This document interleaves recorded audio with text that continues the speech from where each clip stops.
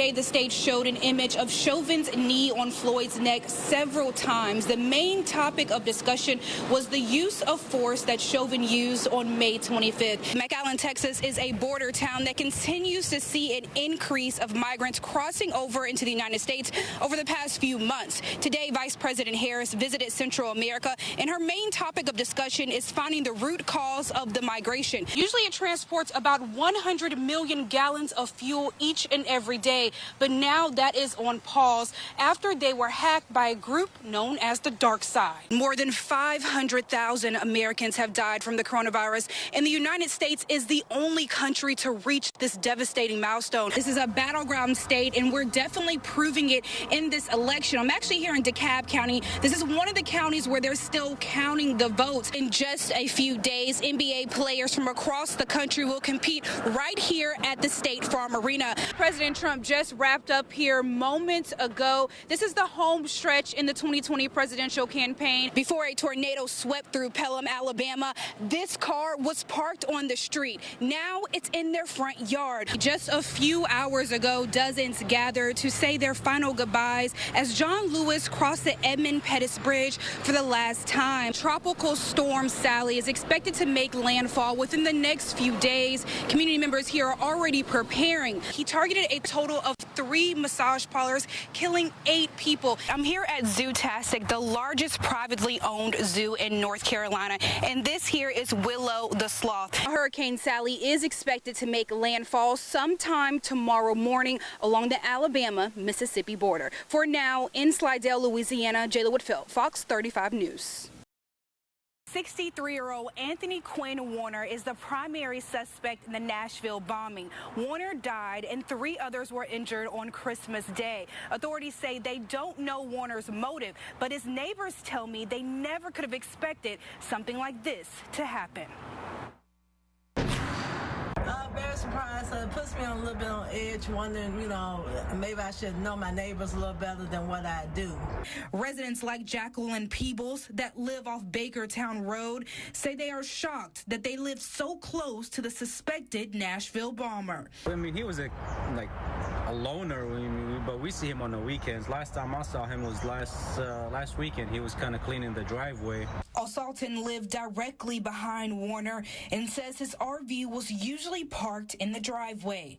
So usually the RV is parked right there in that spot? Right there, yeah, and the cameras are facing the RV. There are several cameras on the property where Warner lived. The RV usually parks up front right here, but about a month or so ago, he moved it to the back. Authorities have confirmed that this is the same RV that exploded on Christmas morning and ruined dozens of buildings and businesses in downtown Nashville. I had seen the RV there, and then I didn't see it for a while. Warner's former neighbors say they didn't see this coming. Our kids and most of the kids next door to play right next to his RV all the time. Over the weekend, federal agents raided the home where Warner lived. Authorities are still investigating, but they believe Warner acted alone. I am confident in the team we have that we will get to the bottom of this. The explosion also damaged an AT&T building in the city, causing several outages. AT&T says most of those outages have been restored. In Nashville, Jayla Whitfield, Fox 5 News. Countless families forced to tighten their belts under COVID lockdowns this year while they're finding their holiday gift list. Doesn't fit into their budgets this year. Charities that collect and distribute donations say they have received more requests for help now than ever. Jayla Whitfield has more.